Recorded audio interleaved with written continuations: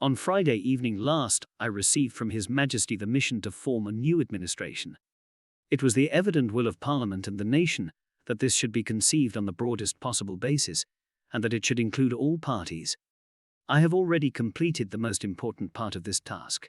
A war cabinet has been formed of 5 members, representing, with the Labour, Opposition and Liberals, the unity of the nation. It was necessary that this should be done in one single day, on account of the extreme urgency and rigour of events. Other key positions were filled yesterday. I am submitting a further list to the King tonight. I hope to complete the appointment of principal ministers during tomorrow. The appointment of other ministers usually takes a little longer.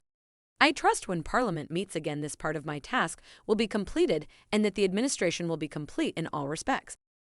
I considered it in the public interest to suggest to the Speaker that the House should be summoned today. At the end of today's proceedings, the adjournment of the House will be proposed until May 21 with provision for earlier meeting if need be.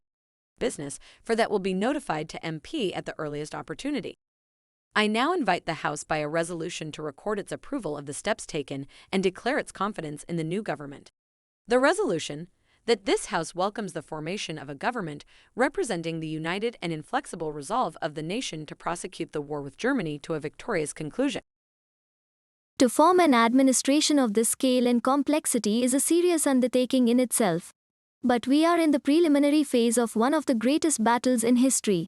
We are in action at many other points in Norway and in Holland, and we have to be prepared in the Mediterranean. The air battle is continuing, and many preparations have to be made here at home. In this crisis, I think I may be pardoned if I do not address the House at any length today, and I hope that any of my friends and colleagues or former colleagues who are affected by the political reconstruction will make all allowances for any lack of ceremony with which it has been necessary to act. I say to the House, as I said to ministers who have joined this government, I have nothing to offer but blood, toil, tears, and sweat. We have before us an ordeal of the most grievous kind. We have before us many, many months of struggle and suffering. You ask, what is our policy? I say it is to wage war by land, sea, and air. War with all our might and with all the strength God has given us, and to wage war against a monstrous tyranny never surpassed in the dark and lamentable catalogue of human crime. That is our policy. You ask, what is our aim? I can answer in one word. It is victory. Victory at all costs, victory in spite of all terrors, victory, however long and hard the road may be, for without victory there is no survival. Let that be realized.